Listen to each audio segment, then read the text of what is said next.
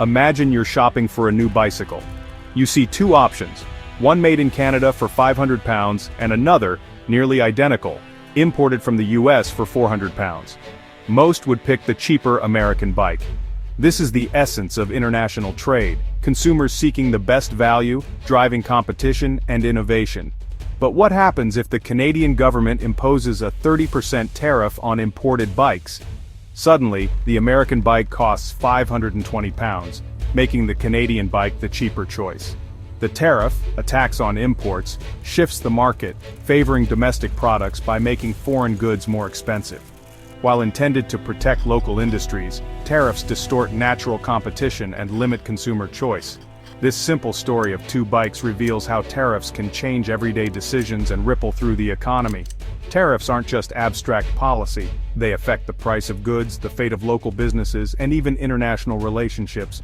A single tariff can set off a chain reaction, impacting economies and lives far beyond the shop floor. Understanding tariffs is key to grasping the stakes in global trade disputes. The choices made by governments can shape the world you live in. Governments often use tariffs to protect domestic industries and jobs, making foreign goods more expensive so local businesses can compete. National security is another reason. Some industries like steel or electronics are considered too vital to rely on imports. In times of crisis, a country wants to ensure it can produce essentials at home. But tariffs come at a cost, higher prices for consumers, who must pay more for imports or switch to pricier local alternatives. Critics call tariffs a hidden tax, forcing people to subsidize less efficient industries. Tariffs can also spark retaliation. When one country imposes tariffs, the other often responds in kind, escalating into a trade war.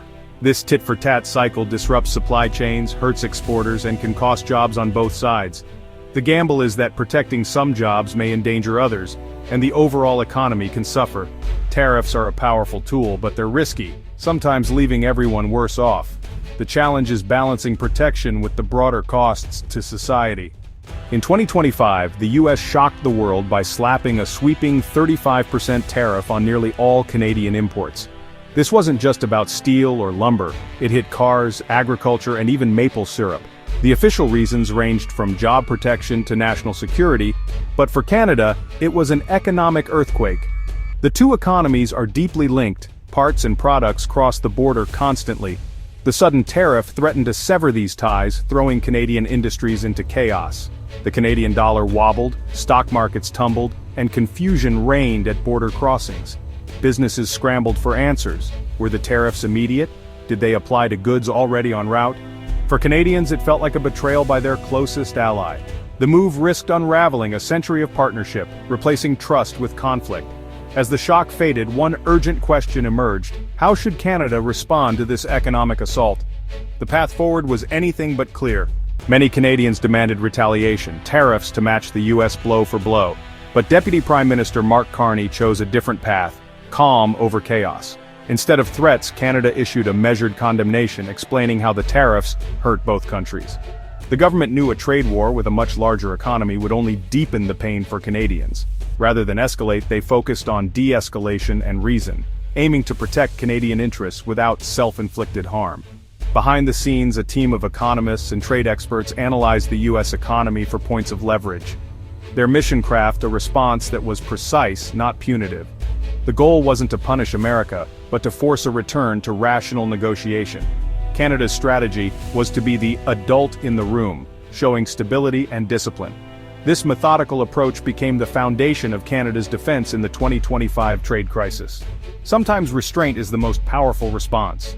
Canada's response, soon called the Carney Doctrine, was all about targeted pressure.